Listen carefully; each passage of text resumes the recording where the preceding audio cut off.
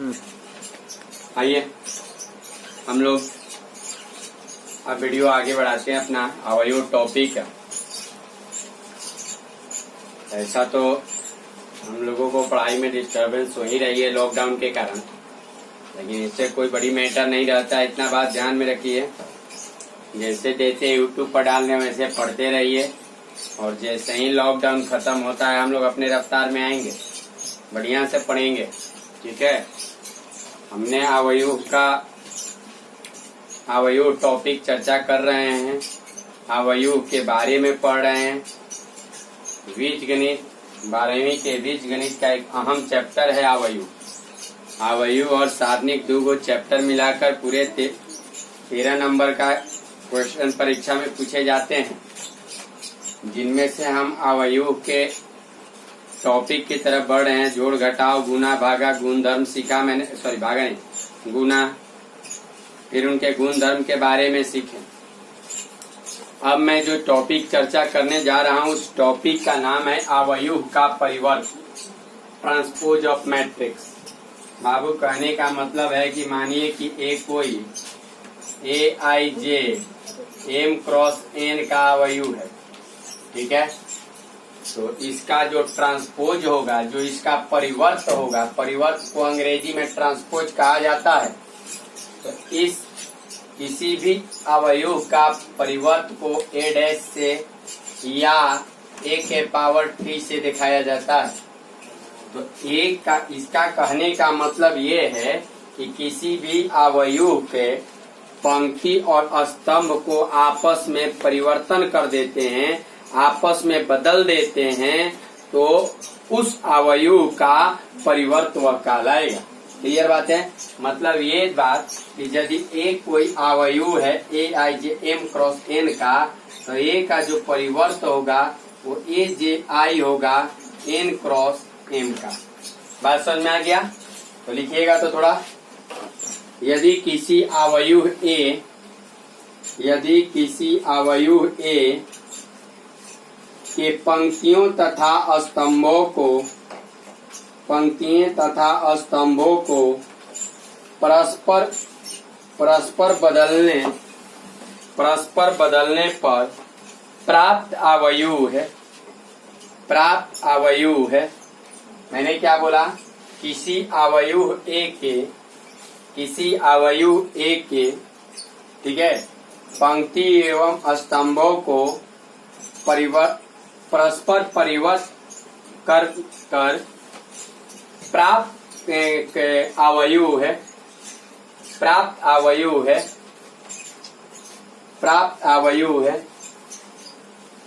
दिए हुए अवयव का परिवर्त कहलाता है। ठीक है, दूसरा पॉइंट में लिखिएगा, अवयव का परिवर्त को A' या A के पावर T से दर्शाया जाता है। ठीक है, जैसे एग्जांपल लिखिएगा तो उसी में नोट करके लिखिएगा कि यदि A बराबर AIJ M क्रॉस N, तो जो A का परिवर्त होगा वो AJI होगा N क्रॉस M। बाबू कहने का मतलब ये है कि जैसे मान लीजिए कि A बराबर 1 2 3 4 5 6, बात समझिएगा, क्या दे दिए हैं? कोई अवयव है 1 2 3 4 5 6 और मुझे इसका परिवर्त निकालना है। तो परिवर्त जो इसका होगा, मैं इस पंक्ति को स्तंभ में बदल दूंगा, इस पंक्ति को स्तंभ में बदल दूंगा, इस अवयव का ये परिवर्त कहलाएगा। जैसे देखिए कोई B अवयव है, जैसे मान लीजिए 3 2 1 4 5 6, ठीक है, 7 8 9, तो इसका जो परिवर्त होगा वो हो जाएगा 3 2 1 3 2 1, पंक्ति में स्तंभ में हो गया, फिर 4 5 6, फिर 7 8 9। बात समझे? तो ये इसका परिवर्त कहलाएगा। क्लियर बात है। अब मैं कुछ अब समझ में आ गया होगा कि पंक्ति को स्तंभ में बदल देना और स्तंभ को पंक्ति में कर देना, इसी को परिवर्त कहा जाता है किसी भी आव्यूह का। थोड़ा सा लिखिएगा, आव्यूह का परिवर्त का गुण धर्म, आव्यूह का परिवर्त का गुण धर्म, आव्यूह के परिवर्त का गुण धर्म। ठीक है, आव्यूह का परिवर्त का गुण धर्म, आव्यूह का परिवर्त का गुण धर्म क्या है? पहला, ए का परिवर्त का परिवर्त ए के बराबर होता है। ठीक है, दूसरा, ए प्लस बी का परिवर्त जो होता है वो ए का परिवर्त प्लस बी का परिवर्त के बराबर होता है।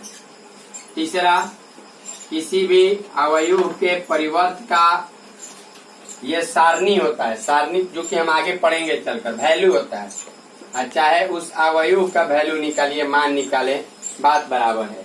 माने किसी अवयव के परिवर्त का सारणी या उसी अवयव का सारणी दोनों बराबर होता है। चौथा, कि ए का ये एक अदिश है, तो आप अगर इसको बाहर भी निकाल के ऐसे करते हैं तो कोई दिक्कत नहीं है। पांचवा, ए बी का परिवर्त बराबर बी का परिवर्त ए का परिवर्त। ठीक है।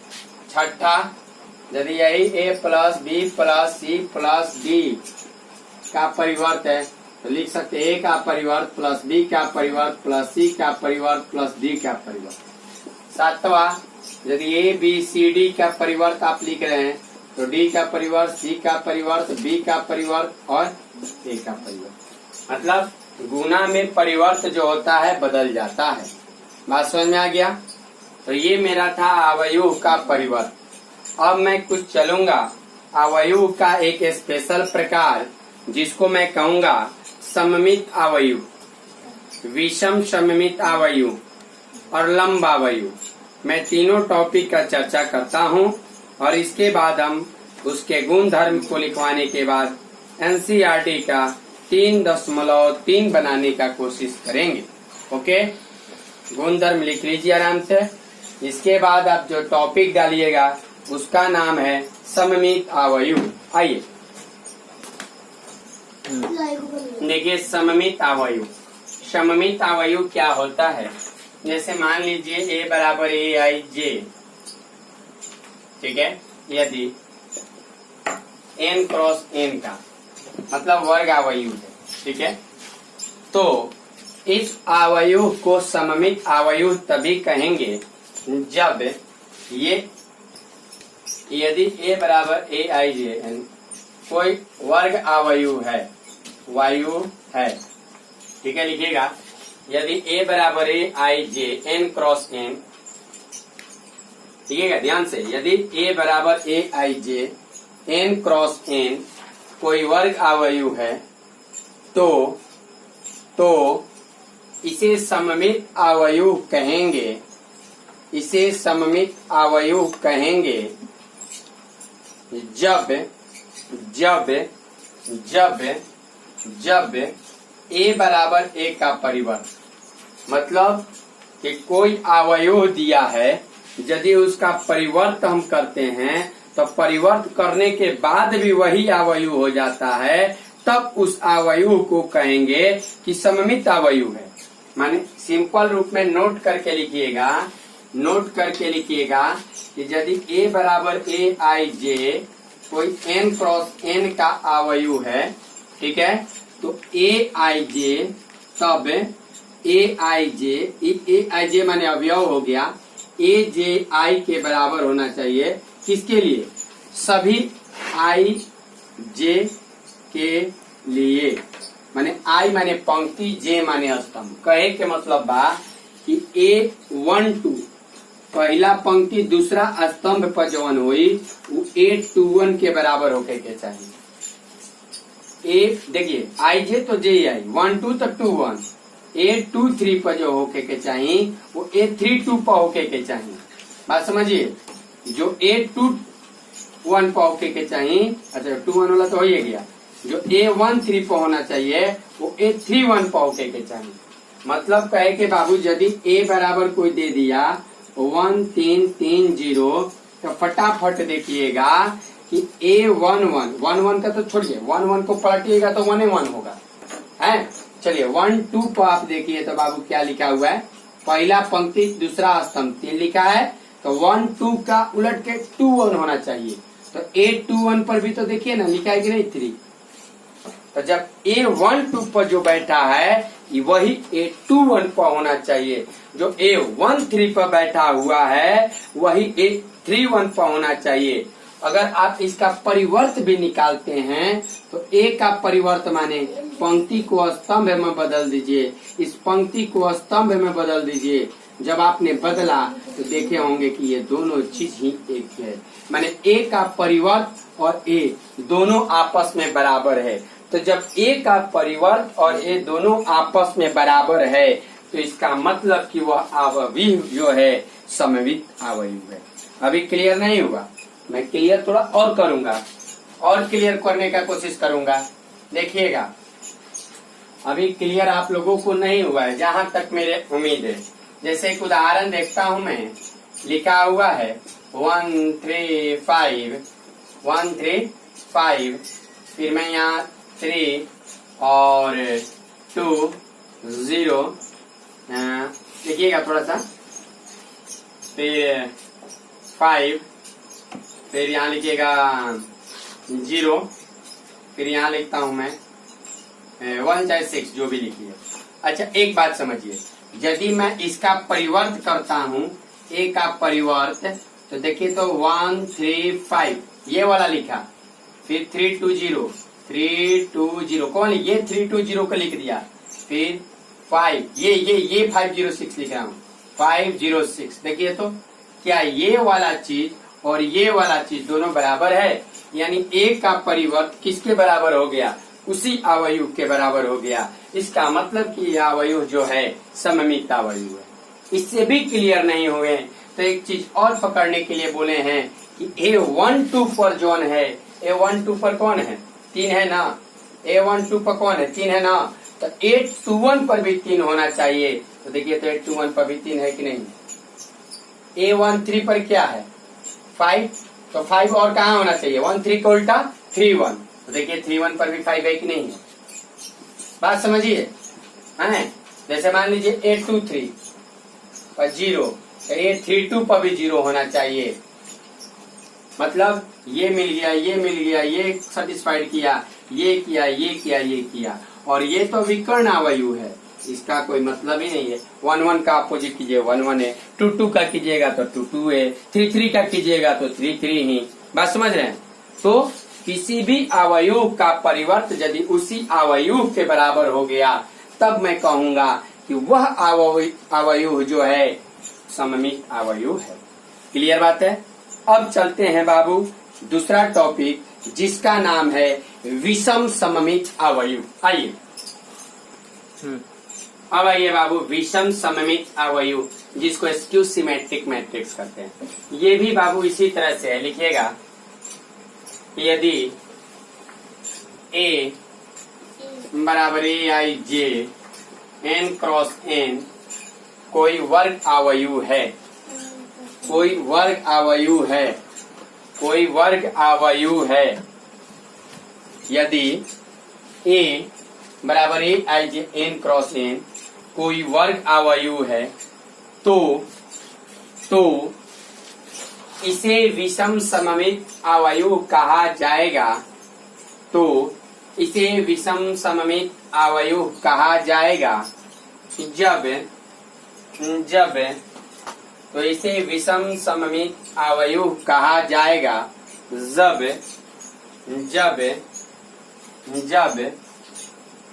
AIJ चाहिए लिखे सिंपल रूप, जब A का परिवर्त बराबर माइनस है, माने परिवर्त करने पर A के तो बराबर उसी अवयव के बराबर हो लेकिन माइनस साइन के साथ हो।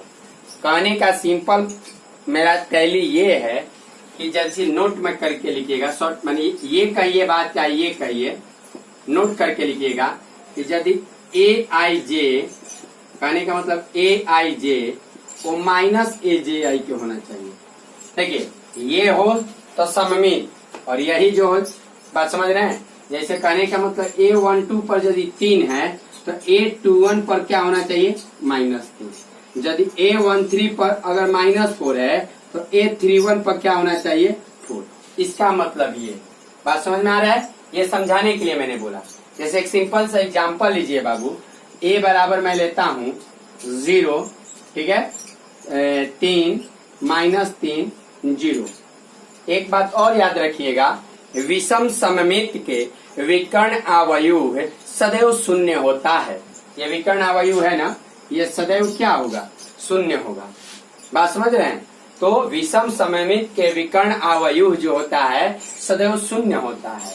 अब आप ये देखिए कि जब इसका परिवर्त कीजिएगा तो परिवर्त करने के बाद ये हो जाएगा 0, ये 3 यहाँ, -3 ये वहां और 0। अगर आप इसमें से माइनस कॉमन लेते हैं तो ये हो गया 0, -3 का +3, +3 का -3 और 0।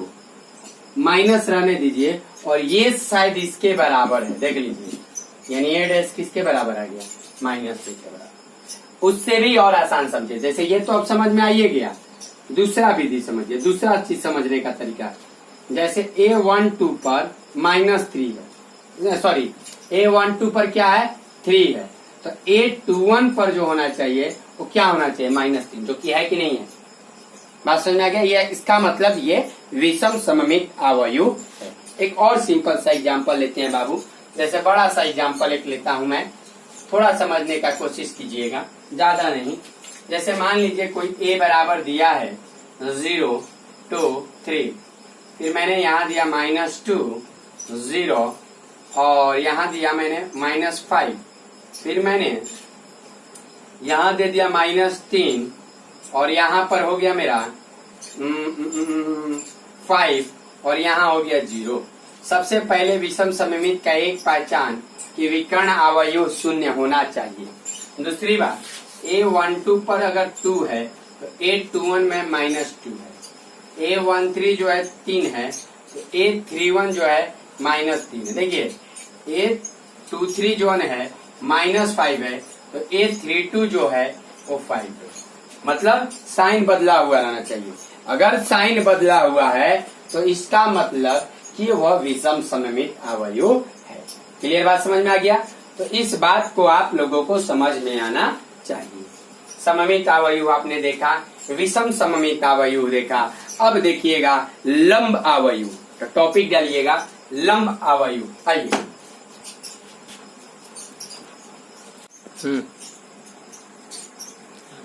आइए अब लंब आव्यूह का बात करते हैं बाबू।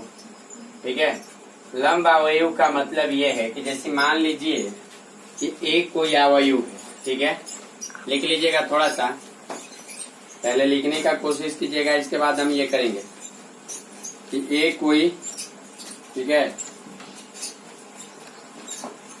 एक कोई, यदि एक कोई वर्ग आव्यूह है, यदि एक कोई वर्ग आव्यूह है, इस तरह की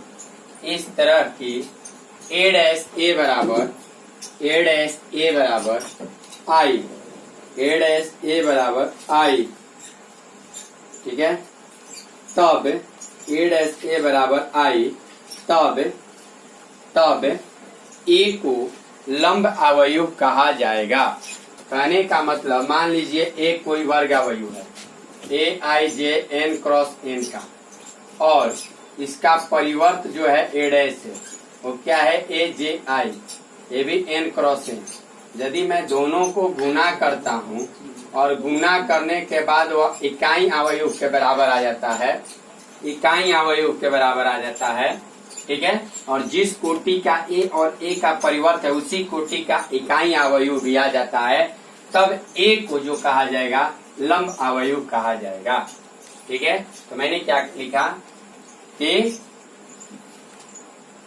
जो फिर से लिख लीजिएगा, अगर कहीं छूटा होगा तो थोड़ा दूसरे जगह लिख लीजिएगा कि यदि A कोई वर्ग आव्यूह है इस तरह की A' A बराबर I, तब A को लंब आव्यूह कहा जाएगा। नोट करके लिखिएगा ये सब। बात समझ में आ गया, लंब आव्यूह किसे कहते हैं। अब मैं सममित और विषम सममित का कुछ गुण धर्म लिखवाता हूँ और लिखवाने के बाद तब उसका मैं कुछ क्वेश्चन सॉल्व कराऊंगा।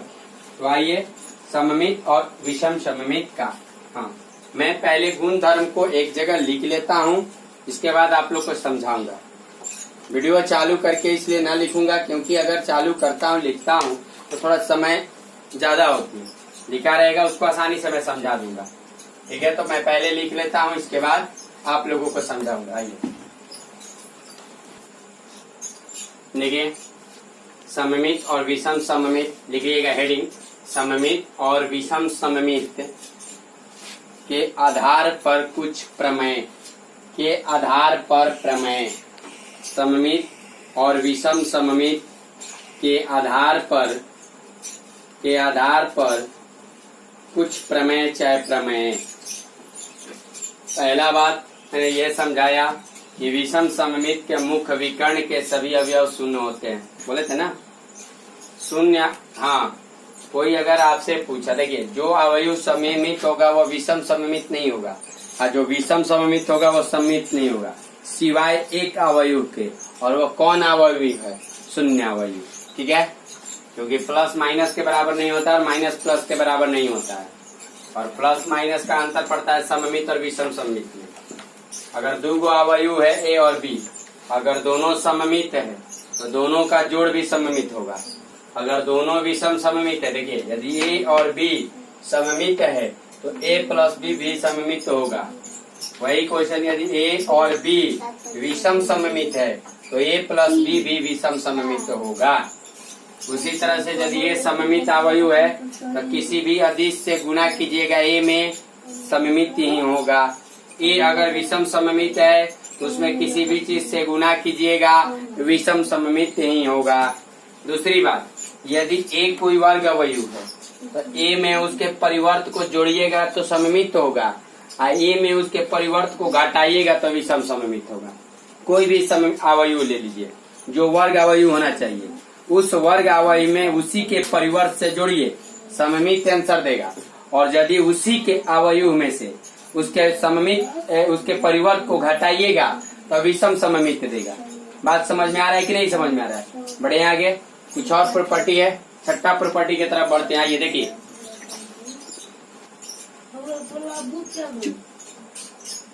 प्रत्येक वर्ग अवयव को, छठा पॉइंट जो है, प्रत्येक वर्ग अवयव को एक सममित तथा विषम सममित अवयव के योगफल के रूप में अद्वितीय रूप में निरूपित किया जा सकता है।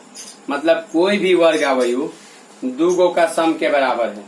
किसका? सममित और विषम सममित। देखिए कैसे, जैसे ए है तो मैंने इसका पहले आप लोगों को बताया था कि कोई ए अवयव है, वर्ग अवयव, तो ए प्लस ए डैश सममित होगा और ए माइनस ए डैश विषम सममित होगा। तो ए जोन है 1/2 ए प्लस ए डैश प्लस 1/2 ए माइनस ए डैश के बराबर होगा। ये याद रखिएगा, ए प्लस ए डैश सममित है, सममित में कोई अदिश से गुना कीजिएगा सममित होगा। ए माइनस ए डैश विषम सममित है, विषम सममित में कोई अदिश से गुना कीजिएगा विषम सममित होगा। यानी सममित जोड़ विषम सममित माने वही खुद अवयव जिसका ये ट्रांसपोज करके हम लोग निकाले। क्लियर बात है? दूसरी बात, यदि ए कोई वर्ग अवयव है तो ए का परिवर्त गुना ए, चाहे ए गुना ए का परिवर्त दोनों ही सममित होगा। क्लियर बात समझ में आ गया? दूसरा, ए के पावर n का परिवर्त 1 के पावर n के बराबर होगा। कोई भी धन पूर्णांक है n, अगर a और b सममित कोटि, समान कोटि का माने बराबर कोटि के दो सममित अवयव है तो ab भी सममित होगा, माने दोनों का गुना भी सममित होगा। एक टाइप से आप कह सकते हैं कि ab बराबर ba होगा, लेकिन ab में से अगर ba को आप घटाते हैं तो ये आएगा विषम सममित। मैं जितना भी गुण धर्म और प्रमेय को लिखवा रहा हूँ तोता मैना की तरह बाबू रट लीजिएगा, क्योंकि मैं लिख कर एक बॉन्ड पेपर पर दे रहा हूँ कि इसी में से ऑब्जेक्टिव आएगा अवयव और सारणिक का। जो मैं अवयव के गुणधर्म और प्रमेय लिखवा रहा हूँ, जो सारणिक के चैप्टर पढ़ाऊंगा तो सारणिक के समय अवयव और गुणधर्म और प्रमेय लिखवाऊंगा। ये सब यदि आपको याद हो गया तो पूरे सारणिक और अवयव के ऑब्जेक्टिव को चुटकी में बनाइएगा आप लोग। ऑब्जेक्टिव याद रहिएगा, याद रहिए, यह क्वेश्चन टाइप कर देगा कि दर्शाइए कि कोई वर्ग अवयव सममित और विषम सममित के बराबर होता है। तो फटाफट ये निकाल लेना है, ये निकालना है, दोनों को जोड़कर इसके बराबर दिखा देना है। क्लियर बात समझ में आ रहा है? तो इसी के साथ मैं पूरे थ्योरी को 3.2 का खत्म करता हूँ। कुछ क्वेश्चन बता दूं, अभी अवयव का पूरा थ्योरी नहीं खत्म हुआ है, 3.2 का थ्योरी को खत्म किए हैं। 2-3 क्वेश्चन का मैं चर्चा कर लेता हूँ, फिर आगे कल नेक्स्ट वीडियो में करूंगा। आइए देखिए, परिवर्त ज्ञात करना है इसका।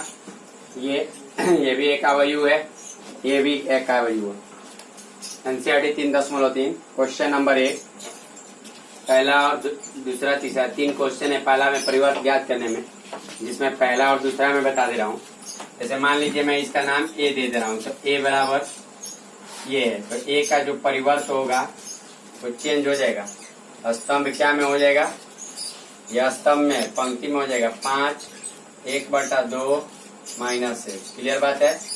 उसी तरह जैसे अगर इसको आप बी मान लेते हैं, तो बी का परिवर्त बराबर नाम मान लीजिए, जो भी मानना है, ठीक है, जो मानना है आप नाम को मान लीजिए। बी का परिवर्त बराबर, ठीक है, पंक्ति को स्तंभ में लाइए, -1 5 6, फिर √3 5 6, फिर 2 3 -1। ये हो गया बी का परिवर्त। क्लियर बात है? माने परिवर्त का मतलब क्या? देखिए, ये पंक्ति में था, स्तंभ में किए, ये पंक्ति में था, स्तंभ में किए, ये पंक्ति में था, स्तंभ में किए। मतलब पंक्ति को स्तंभ में करना और स्तंभ को पंक्ति में करके फिर से अवयव को लिख देना, वही उस अवयव का परिवर्त कहलाता है। क्लियर बात समझ में आ गया? तो ये आपका क्वेश्चन नंबर 1 था। देखते हैं 2 की तरफ बढ़ रहे हैं। 2 क्वेश्चन नंबर में आइए। देखिए, ए बराबर ये दिया हुआ अवयव, बी बराबर भी दिया हुआ है। सत्यापित क्या करें? सत्यापित मैंने सिद्ध करें कि ये बराबर ये और ये बराबर ये, दोनों एक ही चीज है। यहाँ प्लस तो यहाँ माइनस। मैं कोई एक बता रहा हूँ। देखिए, बायां पक्ष में ले लो, सबसे पहले ए प्लस बी को यहाँ ए लिखिएगा, यहाँ बी लिखिएगा। ए वाला पूरा लिख दीजिएगा, बी वाला पूरा लिख दीजिएगा। क्लियर बात है? लिख नहीं रहा हूँ। फिर जोड़ना है, दोनों के बीच में जोड़ का चिन्ह है, -1 -4, कितना हो गया? -5। क्लियर बात है? 2 1 3, फिर 3 -5 -2, जोड़िए, 5 1 6, 7 2 9, 9 0 9, ठीक है, -2 + 1 -1, 1 + 3 4, 1 + 1 2, ये चीज हुआ। तो बायां पक्ष लेते हैं। बायां पक्ष क्या कर रहा है? a + b का परिवर्त। a + b का परिवर्त माने -5 3 -2 6 9 9 -1 4 2 का परिवर्त। इसी का ना परिवर्त जी। तो इसका परिवर्त माने पंक्ति को स्तंभ में कीजिए, -5 3 -2, फिर 6 9 9, फिर -1 4 2, ये हुआ a + b का परिवर्त। कोई दिक्कत? अब मैं देखिए, अब मैं क्या कर रहा हूँ कि सबसे पहले a का परिवर्त निकाल रहा हूँ। a का परिवर्त देखिए, a का परिवर्त क्या हो जाएगा ये निकालिए। a का परिवर्त हो जाएगा -1 2 3, फिर 5 7 9, फिर -2 1 1, और b का परिवर्त क्या हो जाएगा जी? क्योंकि b का परिवर्त निकाल, उसी तरह इसमें भी वही काम करेंगे, केवल प्लस के जगह माइनस। यहाँ दोनों के बीच में जोड़े हैं, इसके लिए दोनों का चीज घटाएंगे पहले, और घटाने के बाद उसका परिवर्त करेंगे। अब a का परिवर्त, b का परिवर्त क्या हो जाएगा? -4 1 -5 1 2 0 1 2 0, पंक्ति को स्तंभ, पंक्ति को स्तंभ। क्लियर बात है? अब देखिए, RHS दाहिना पक्ष, दाएं पक्ष क्या है? a का परिवर्त प्लस b का परिवर्त। अब a का परिवर्त माने ये वाला लिख दीजिएगा, अपना a का परिवर्त और b का परिवर्त जो भी है वो लिख दीजिएगा। मैं लिख नहीं रहा हूँ। फिर जब दोनों को जोड़िएगा तो -1 का -4 कितना होता है? -5, फिर 5 1 6, फिर -2 + 1 minus 1, 2 plus 1 3, 7 plus 2 9, 1 plus 3 4, 3 minus 5 minus 2, 9 plus 0 9, 1 plus 1 2। देखिए तो क्या जो बायां पक्ष में आया था उसी के बराबर है, तो यस क्लियरली वही है, यानी RHS बराबर क्या हो गया LHS। कोई दिक्कत, ये ऐसे ही सिद्ध करेंगे क्वेश्चन नंबर 2। लेकिन है चिन्ह क्या चीज का, माइनस का। बढ़े आगे, आइए देखते हैं, थोड़ा सा आगे आइए।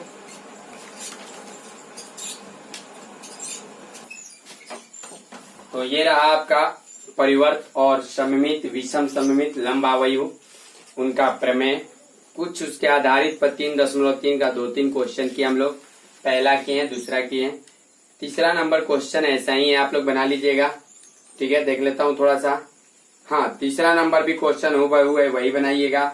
चौथा नंबर भी बनना चाहिए। पांचवा नंबर में गुणा का चिन्ह है, देखिए कोशिश कीजिएगा, बनेगा तो बनाइएगा, नहीं तो आगे हम चौथा से चलेंगे। लेकिन पहला दूसरा तीसरा जो भी बच गया उसको आप बनाइएगा, और जितना भी गुण धर्म और जो चीज भी लिखवा रहे उसको रटिएगा साथ साथ। मैंने बार बार बोला, जो भी ये स्टूडेंट्स को जानकारी नहीं है कि मैं वीडियो बना रहा हूँ, प्लीज आप लोग से रिक्वेस्ट है कि आप लोग उसको संदेश पहुंचाइए, तो लोग को साइट बताइए मेरा। और जिन भी विद्यार्थियों को शंका हो कोर्स कंप्लीट का, चाहे किन्हीं को भी किसी प्रकार का दिक्कत हो, मेरे कॉन्टेक्ट नंबर सबको मालूम है, 75 64 00 86 42 या 62 0250 15 19। इस नंबर पर कांटेक्ट करें और अपनी हर समस्या को दूर करें। किसी प्रकार की गड़बड़ाना नहीं है। लॉकडाउन बढ़ा चाहे घटा, उसका समस्या हम सब पर है, पूरे विश्व के ऊपर है, तो उसका समाधान भी पूरे सरकार निकालेगा, उसका बोर्ड निकालेगा। हो सकता है कि हमारा परीक्षा का डेट आगे बढ़ जाए, या हो सकता है मेरा सिलेबस हाफ हो जाए, केवल बुक को 1 किताब 2 किताब NCERT का केवल गिना चुना कुछ 10-12 को चैप्टर पढ़ना पड़े, 8-9 को चैप्टर पढ़ना पड़े, 3-4 को चैप्टर पुनः गिने हो और परीक्षा में आ जाए, एग्जाम में। बस समझ रहे हैं, तो इससे कोई गड़बड़ाने की जरूरत नहीं है। अगर हम लोग लेट हो रहे हैं तो इसकी समस्या भी सरकार चाहे कोई भी करेगा। आप लोग को जितना भी वीडियो पर दिया जा रहा है उसको केवल पढ़िए, उसको ध्यान दीजिए, ठीक है। और किसी प्रकार की कठिनाई हो, किसी प्रकार की दिक्कत हो, आप मुझसे कांटेक्ट करने का कोशिश करें, ठीक है। एक दिन मैं लाइव आकर सबसे बात भी करूंगा, सभी से मैं कांटेक्ट करूंगा, ठीक है। तो आप सभी कोशिश करेंगे कि जो भी मेरा वीडियो को पढ़ रहे हैं, कोशिश करेंगे सैटरडे या संडे जब भी मैं बोलूं तो लाइव आने का उस टाइम पर कोशिश कीजिएगा, ठीक है। Okay, thank you.